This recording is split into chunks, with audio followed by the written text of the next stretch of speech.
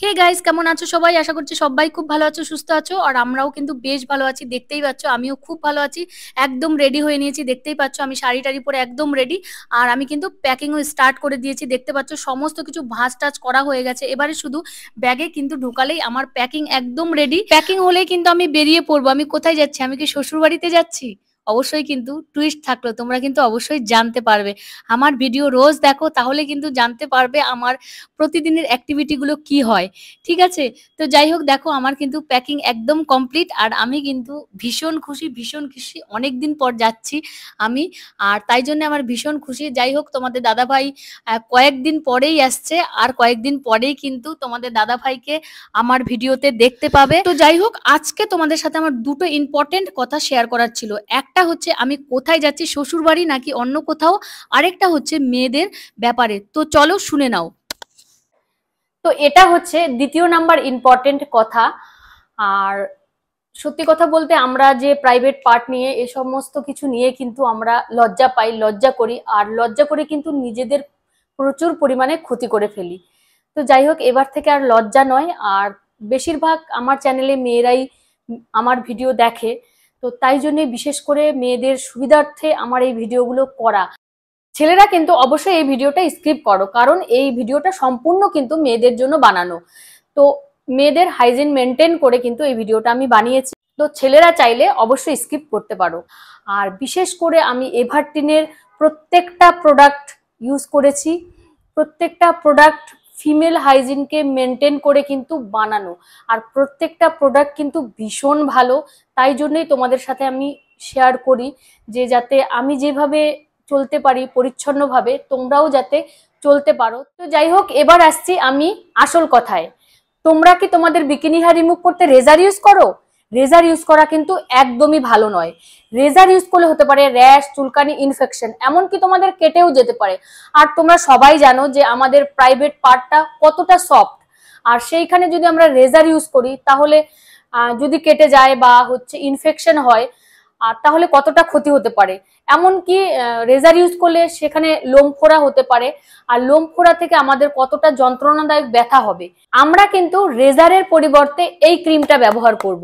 এটা হচ্ছে এভারটিনের cream hair remover bikini line.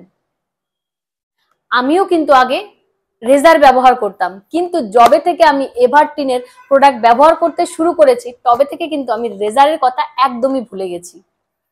তো চলো, এটা কিভাবে ব্যবহার করতে হয় আর এটার মধ্যে কি কি আছে সমস্ত কিছু তোমাদের সাথে কিন্তু শেয়ার করব। তো চলো দেখে নাও। এই দেখো, এটা হচ্ছে এভারটিনের cream hair remover bikini line.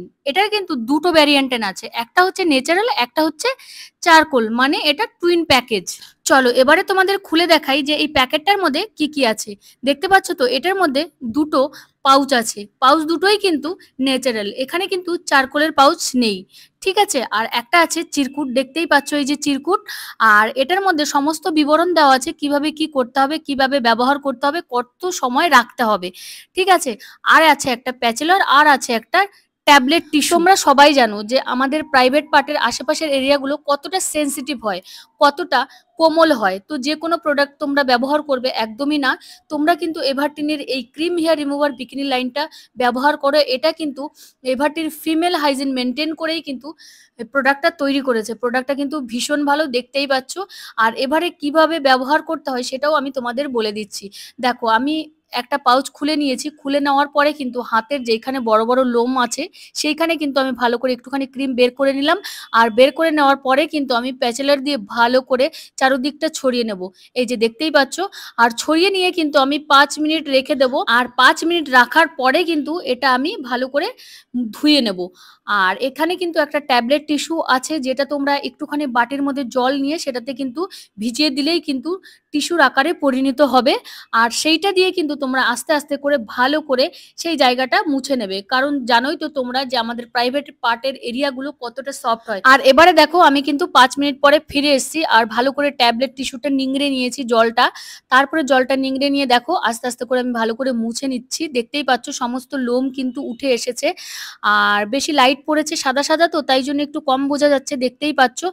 শুধু লোম নয়, লোমের সঙ্গে কিন্তু যে নোংরাগুলো থাকে সেটাও কিন্তু একদম চলে এসেছে। আর একদম সফট এবং ক্লিন স্কিনে পরিণত হয়েছে। যদি তোমরা এই ক্রিমটা ব্যবহার করার পরে সেই জায়গাটা তোমরা একটু হাত দাও না, এতটা সফট আর এতটা চকচকে মনে হবে যে তোমরা ধারণা করতে পারবে না, না ইউজ করলে।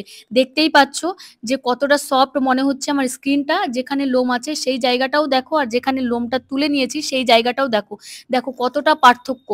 ভীষণ ভালো একটা প্রোডাক্ট। আর তোমরাও যদি এই প্রোডাক্টটা পেতে চাও তাহলে কিন্তু আমার ডেসক্রিপশন বক্সে লিংক আছে, সেইখান থেকে পারচেস করে নিতে পারো। আর তোমাদের আরো একটা কথা যেটা আমি বারবার এই ভিডিওতে বলছি, যে তোমরা কিন্তু আর রেজার ইউজ করো না। রেজার ইউজ করলে কিন্তু ভীষণই ক্ষতি হয়।